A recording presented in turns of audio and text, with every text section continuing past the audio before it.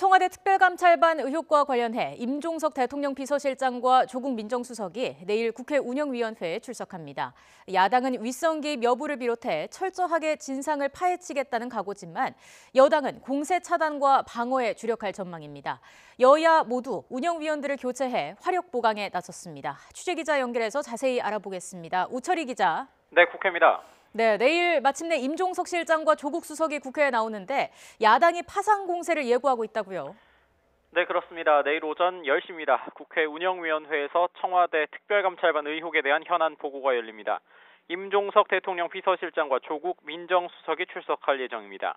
내일 다뤄질 내용은 크게 세 가지 정도로 분류가 됩니다. 오윤근 주 러시아 대사 등 정권 실세에 대한 비위 첩보 묵살 의혹과 광범위한 민간인 사찰 의혹, 그리고 환경부 산하기관 임원들의 사퇴 동향 문건 등 이른바 블랙리스트 의혹입니다. 자유한국당은 임종석 실장과 조국 수석을 이번 의혹의 몸통으로 지목하고 윗선 개입 여부와 책임 정도를 따져 물을 방침입니다.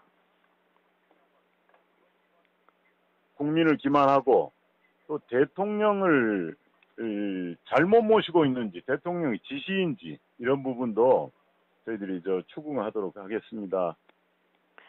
또 자체 진상조사단 회의를 열었는데 조사단 소속 의원들로 내일 운영위원회에 들어갈 위원을 사보임할 예정입니다. 베트남 다낭으로 외유성 출장을 다녀온 현직 운영위원들을 전직 법조인과 경찰, 언론인 출신 등의 이른바 대여 저격수로 교체하는 겁니다.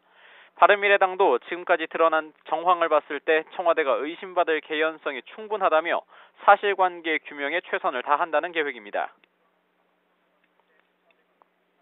끝없이 반복되어 온 청와대 리스크에 대한 국민적 우려, 이 부분을 잘 전달하고 재발방지 대책을 따져 물으려고 합니다.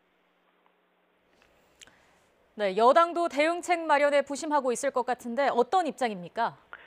네, 여당인 더불어민주당도 법조인 출신의 박범계, 박주민 의원을 운영위원으로 투입했습니다. 화력을 보강해서 야당의 공세에 대응하는 셈입니다.